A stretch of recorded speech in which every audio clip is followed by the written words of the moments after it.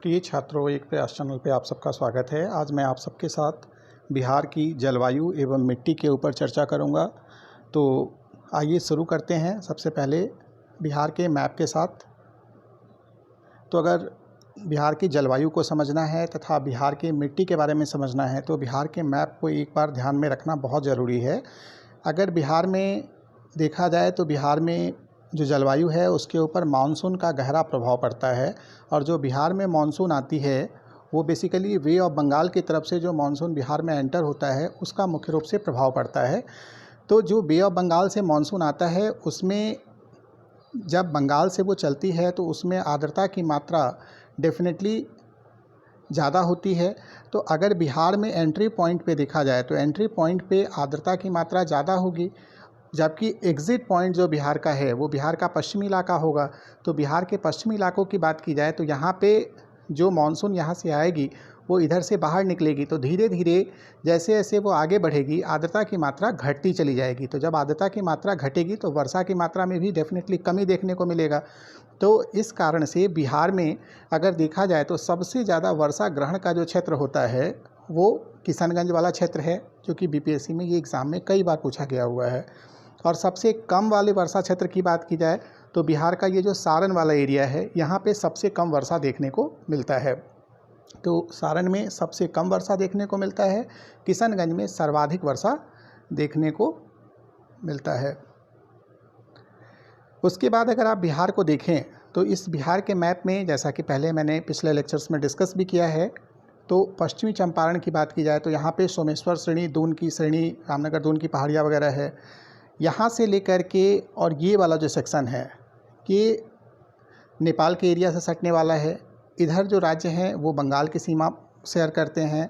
फिर यहाँ से लेकर के यहाँ तक की जो सीमाएं हैं वो झारखंड के साथ शेयर करते हैं। और इधर वाली जो सीमाएं हैं ये उत्तर प्रदेश, जो ज़िले हैं वो उत्तर प्रदेश राज्य के साथ सीमाएं शेयर करते हैं। पूरब में ज़्यादा वर्षा होती है, पश्चिम में कम वर्षा होती है। ये ऑलरेडी हम लोग डिस्कस कर चुके हैं इन चीज़ों को। तो आइए देखते हैं बिहार की जलवायु को। तो बिहार में जो है वो उपोष्ण कटिबंध का क्षेत्र है। बिहार उपोष्ण कटिबंध में आता है। साथ में यह मानसूनी जलवायु का प्रदेश है। 64वीं बीपीएससी में देखेंगे तो जो अगला लाइन है वो क्वेश्चन पूछा गया था कि बिहार में किस प्रकार की जलवायु पाई जाती है, तो CWA प्रकार की जलवायु पाई जाती है। और अगर हिंदी में कहा जाए तो उसे जलवायु जो है बिहार की वो आर्द्र उपोष्ण जलवायु पाई जाती है बिहार में। वर्षा के कारण मैंने आपको बता ही दिया, वर्षा पूरब से पश्चिम में घटती है। मतलब पूरब किशनगंज से जब आप सारण गोपालगंज की तरफ चढ़ेंगे तो आपकी वर्षा की मात्रा क्या होगी, कम होती चली जाएगी। पूर्वी भाग में कौन कौन सा जिला आएगा बिहार का, तो अररिया, किशनगंज, कटिहार, पूर्णिया, सहरसा, इन क्षेत्रों में क्या होता है, वर्षा का ज़्यादा होती है। जिसका मुख्य कारण क्या होता है, वहाँ की जो जलवायु होती है वो आर्द्र जलवायु पाई जाती है वहाँ पे। और फिर अगर बात किया जाए उत्तर पश्चिमी भाग में, तो उत्तर पश्चिमी भाग अगर बिहार का देखा जाए तो वहाँ पे कौन कौन से ज़िले आते हैं, गोपालगंज है, सिवान है तथा सारण है। और ये ज़िले क्या होते हैं, अर्ध शुष्क जलवायु यहाँ पे पाई जाती है। तो इन चीज़ों को आप इस डायग्राम से एक बार फिर से देख सकते हैं कि जो पूर्वी ज़िले हैं बिहार के वो कौन से हैं, कि ये वाला जो रेंज है, अभी आपको नाम भी देखा आपने, सुपौल, मधेपुरा, सहरसा, अररिया, किशनगंज, पूर्णिया, कटिहार, भागलपुर, तो ये सब ज़िले पूर्वी ज़िलों की श्रेणी में आते हैं। अगर उत्तर पश्चिमी ज़िलों की बात की जाए तो ये वाला एरिया आता है जिसमें पश्चिमी चंपारण, गोपालगंज, सिवान, सारण वाला जो एरिया है पूर्वी चंपारण, ये वाला जो है आपका उत्तर पश्चिमी वाला ज़िले हैं। और ये वाले ज़िले क्या हैं, पूर्वी ज़िले हैं बिहार के। तो यहाँ पे वर्षा क्या होता है आपका, ज़्यादा होता है, क्योंकि यहाँ की जलवायु क्या होती है, आर्द्र होती है। इधर की क्या जलवायु होती है, शुष्क होता है, जिस कारण इधर वर्षा की मात्रा क्या होती है, कम होती है। अब औसत वर्षा की बात की जाए तो बीपीएससी में यह भी क्वेश्चन पूछा गया कि बिहार की औसत वार्षिक वर्षा कितनी होती है। तो औसत वर्षा की बात की जाए तो 100.9 सेंटीमीटर होता है। लेकिन अगर मिलीमीटर में क्वेश्चन आ जाए तो मिलीमीटर में आपका 1009 मिलीमीटर वर्षा जो है बिहार में औसतन होती है सालाना। सर्वाधिक वर्षा वाला अगर पूछा जाए कि ज़िला कौन सा है तो किशनगंज है। और सबसे कम वर्षा वाला ज़िला कौन सा है, तो पश्चिमी ज़िला सारण है आपका। अब बिहार में मिट्टी की बात की जाए तो बेसिकली मिट्टी क्या होता है, तो मिट्टी ठोस भूपटल के ऊपर असंगठित पदार्थों की एक परत होती है जो कि समय के साथ चट्टानों के टूटने फूटने से इसका निर्माण होता है। तो जो बिहार में मिट्टी पाई जाती है मुख्यतया 3 श्रेणी में उसको डिवाइड किया गया है। सबसे पहला उत्तर बिहार के मैदान की मिट्टी कही जाती है, दूसरा दक्षिण बिहार के मैदान की मिट्टी तथा तीसरा दक्षिणी सीमांत पठार की मिट्टी कही जाती है। तो उत्तर बिहार के मैदान की मिट्टी का कहने का मतलब है कि वैसा एरिया जो रिवर गंगा है, होली रिवर गंगा, उसके उत्तर में जो एरिया आता है उसे उत्तर बिहार का मैदान कहा जाता है।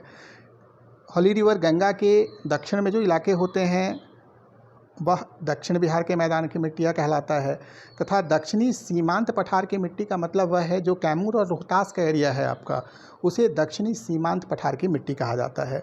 तो आइए सबसे पहले शुरू करते हैं उत्तर बिहार के मैदान की मिट्टी के साथ, क्योंकि बीपीएससी में मोस्टली क्वेश्चंस यहाँ से आते हैं। तो उत्तर बिहार के मैदान की बात की जाए तो ये सारा जो डिस्क्रिप्शन अभी हम लोग देखेंगे उसको डायग्राम के थ्रू भी देखने का प्रयास करेंगे स्लाइड के बाद। तो पहले थोड़ा सा इसको जान लेते हैं, फिर डायग्राम में देखेंगे। तो उत्तर बिहार के मैदान की जो मिट्टी होती है वो मुख्यतया 4 प्रकार की होती है। सबसे पहला जो होता है वह होता है उप हिमालय पर्वत पदीय मिट्टी। यह मिट्टी कहाँ पाया जाता है? तो बिहार का जो मैप है उसमें आप देखेंगे जो उत्तर पश्चिमी वाला ये पोर्शन आता है जहाँ पे पश्चिमी चंपारण है और यहाँ पे सोमेश्वर की श्रेणी, दून की पहाड़ियाँ पाई जाती हैं। तो वहाँ पे सोमेश्वर श्रेणी तथा उत्तर पश्चिमी भाग में यह उप हिमालय पर्वत पदीय मिट्टी पाई जाती है तथा इन मिट्टियों में जैविक पदार्थ ज़्यादा मात्रा में पाए जाते हैं। फिर अगर दूसरा मिट्टी की बात करें जो महत्वपूर्ण है वो है तराई मिट्टी। तराई मिट्टी कहाँ पाए जाते हैं? तो तराई मिट्टी मुख्य रूप से बिहार का अगर आप मैप देखेंगे तो पश्चिमी चंपारण के बाद बिहार का मैप कुछ इस तरह से किशनगंज तक जाता है और फिर ये गोपालगंज सारण वाला एरिया आता है। तो यहाँ पे ये जो उप हिमालय पर्वत पदीय मिट्टी का जो एरिया है उसके बाद पश्चिमी चंपारण से ये बिहार का जो उत्तरी छोर जो है बिल्कुल साइड से किशनगंज तक आप चले जाएं, लगभग 3 से 8 किलोमीटर चौड़ाई में यह पतली परत जो है मिट्टी की, ये वाला जो एरिया है, इस एरिया में यह तराई मिट्टी पाया जाता है। तो भाई यहाँ लिखा हुआ होगा कि उप हिमालय पर्वत पदीय मिट्टी के दक्षिणी भाग में पश्चिमी चंपारण से लेकर किशनगंज तक इस प्रकार की मिट्टी मतलब तराई मिट्टी का प्रसार देखने को मिलता है तथा इस मिट्टी में चूने की प्रधानता देखने को मिलती है। फिर तीसरा जो महत्वपूर्ण मिट्टी है वह है बांगर मिट्टी। बांगर या पुरानी जलोढ़ मिट्टी भी इसे कहा जाता है। यह चूना तथा पोटास की अधिकता इसमें पाई जाती है। क्षारीय प्रकृति की यह मिट्टी होती है तथा गन्ना कृषि हेतु यह उपयुक्त होती है तथा इस बांगर मिट्टी में मिट्टी के मोटे कण भी पाए जाते हैं। अब जो क्वेश्चन आया था 64वीं 63वीं में भी आया था, तो इस टाइप का क्वेश्चन आ जाता है कि जो वर्षा जल ग्रहण वाले क्षेत्र होते हैं जहाँ पे प्रतिवर्ष बाढ़ के द्वारा जो अवसाद लाया जाता है मिट्टी के जो लाए जाते हैं और मिट्टी के ऊपर जो पुरानी मिट्टी की परत होती है उसके ऊपर नई मिट्टी की परत जो चढ़ जाती है उसे ही नवीन जलोढ़ मिट्टी या खादर मिट्टी भी कहा जाता है। तो यह बीपीएससी का सबसे फेवरेट क्वेश्चन में से एक है। लगभग हमेशा ही आता है ये बीपीएससी में कि प्रतिवर्ष बाढ़ के द्वारा जो मिट्टी बहा करके लाई जाती है, जो मिट्टी बिहार के क्षेत्रों को उपजाऊ बना देती है, उस मिट्टी को क्या कहते हैं? तो आप याद रख सकते हैं खादर कहते हैं, या हो सकता है नाम चेंज करके उसमें नवीन जलोढ़ मिट्टी रहे तो आप खादर या नवीन जलोढ़ मिट्टी पे टिक करेंगे। इसमें अनेक महत्वपूर्ण खनिज पाए जाते हैं। इसमें प्रधानता किस चीज़ की होती है? तो चीका या क्ले की प्रधानता होती है। चीका या क्ले की प्रधानता इसमें पाई जाती है तथा यह मुख्य रूप से आप देखेंगे कि उत्तर बिहार में चावल की खेती बहुत ज़्यादा होती है, तो चावल की खेती हेतु भी यह मिट्टी बहुत ही उपयुक्त मानी जाती है। फिर अगर दक्षिण बिहार के मैदान की मिट्टियों की बात की जाए तो यह गंगा के दक्षिण में मुख्य रूप से दक्षिण बिहार की मिट्टियाँ पाई जाती है।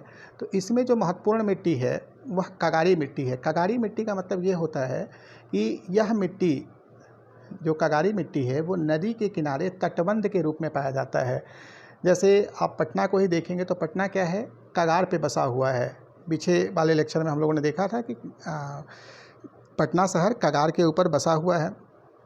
तो यह नदी का जो तटबंध, नदी जो मिट्टी लेकर के आती है वो धीरे धीरे जब ऊंचा होता चला जाता है और एक तटबंध का रूप ले लेता है तो उसे ही कगार कहा जाता है और वो जो मिट्टी होती है उसे कगारी मिट्टी कहते हैं। फिर जब आप देखते होंगे कि जब बाढ़ आता है या कोई एक नदी जो होता है, नदी का जलग्रहण क्षेत्र, जैसे गंगा नदी है तो गंगा नदी का जलग्रहण क्षेत्र का विस्तार दोनों तरफ होता है या कहीं कहीं एक तरफ देखने को मिलता है।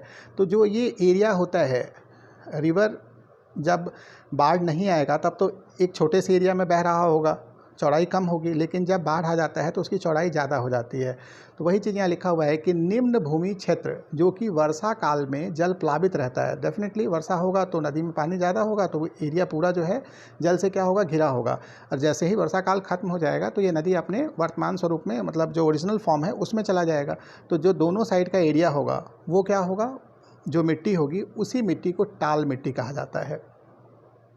फिर टाल मिट्टी के जो दक्षिण का क्षेत्र होगा, टाल मिट्टी के दक्षिण का जो क्षेत्र होगा, वहाँ पे जो नदियों का द्वारा जो मिट्टी लाई जाती है, वहाँ पे जो मिट्टी का विकास हुआ है उसे करैल कैवाल मिट्टी कहा जाता है। टाल क्षेत्र के दक्षिण में जो मिट्टी पाई जाती है उसे करैल कैवाल मिट्टी कहा जाता है। और फिर गंगा के दक्षिण में ही, जो गंगा रिवर है उसके दक्षिण में तथा छोटा नागपुर का पठार, जैसे मुंगेर, नवादा, गया, इधर साइड में जो छोटा नागपुर के पठार दिखते हैं, तो इन दोनों के बीच में जो मिट्टी पाई जाएगी उसे बलथर मिट्टी या लाल पीली मिट्टी भी कहा जाता है। तो ये बेसिकली गंगा के दक्षिण के मैदान और छोटा नागपुर पठार के मिलन स्थल पे इस प्रकार की मिट्टी पाई जाती है। फिर एक अंतिम प्रकार की मिट्टी होती है जो जिसे दक्षिणी सीमांत पठार की मिट्टी कहा जाता है। दक्षिणी सीमांत प्रकार की मिट्टी ये बेसिकली कहाँ पे पाए जाते हैं, यह इसका मुख्य क्षेत्र देखा जाता है बिहार का जो ये साइड वाला एरिया है, जहाँ पे ये आपको कैमूर दिखेगा यहाँ पे, और फिर यहाँ पे रोहतास। तो ये कैमूर और रोहतास का जो कुछ एरिया है यहाँ पे आपको बेसिकली जो है दक्षिणी सीमांत पठार की मिट्टी देखने को मिलेगी। अभी डायग्राम में देखेंगे तो यहाँ दो प्रकार की मिट्टी मिलती है, एक तो लाल बालुका मिट्टी मिलता है और दूसरा लाल पीली मिट्टी मिलता है। यह जो लाल पीली मिट्टी होता है इसमें लौह तत्व की प्रधानता पाई जाती है, पोषक तत्व भी इसमें पर्याप्त मात्रा में होते हैं, लेकिन ह्यूमस की मात्रा यहाँ पे कम होती है।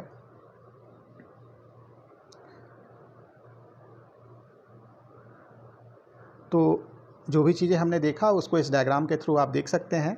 यहाँ पे आप देखेंगे तो सबसे पहले जो आपने मिट्टी देखा था उसमें आप उप हिमालय पर्वत पदीय मिट्टी देखे थे, तो जो कि आप देख रहे होंगे यहाँ पे उत्तर पश्चिमी बिहार में, जो कि सोमेश्वर की श्रेणी और दोन की श्रेणी है सबसे लेफ्ट कॉर्नर पे, तो ये वाला आपका उप हिमालय पर्वत पदीय मिट्टी हो गया। और यहाँ से लेकर के ये वाला जो विस्तार है पश्चिमी चंपारण से किशनगंज तक, यहाँ पे तराई मिट्टी पाई जाती है जो कि 3 से 8 किलोमीटर चौड़ी पतली पट्टी में पाई जाती है।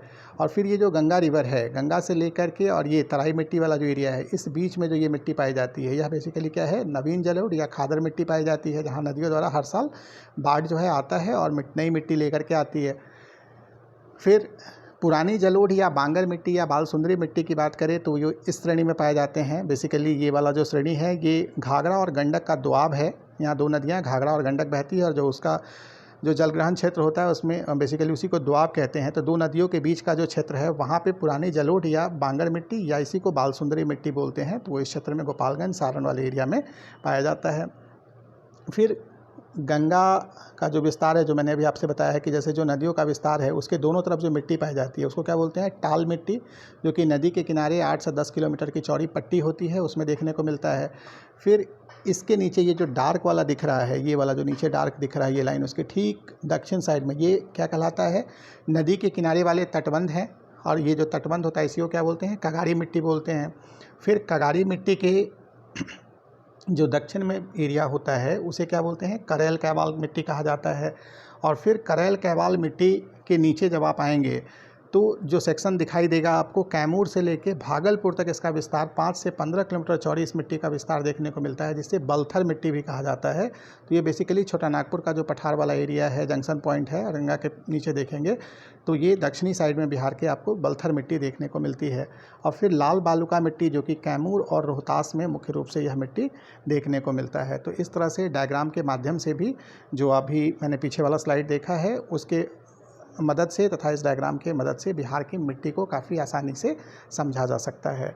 उम्मीद है कि आप सबको बिहार की जलवायु और जो मिट्टी से संबंधित प्रश्न आते हैं बीपीएससी में, पीटी में, तो उसमें काफ़ी आपको आसानी होगी। एक प्रयास चैनल देखने के लिए धन्यवाद। अगर यह वीडियो आपको पसंद आया हो तो लाइक और सब्सक्राइब ज़रूर करें तथा अपने दोस्तों के बीच भी ज़्यादा से ज़्यादा इस वीडियो को शेयर करें ताकि ज़्यादा से ज़्यादा लोगों तक इसका लाभ मिल सके। धन्यवाद।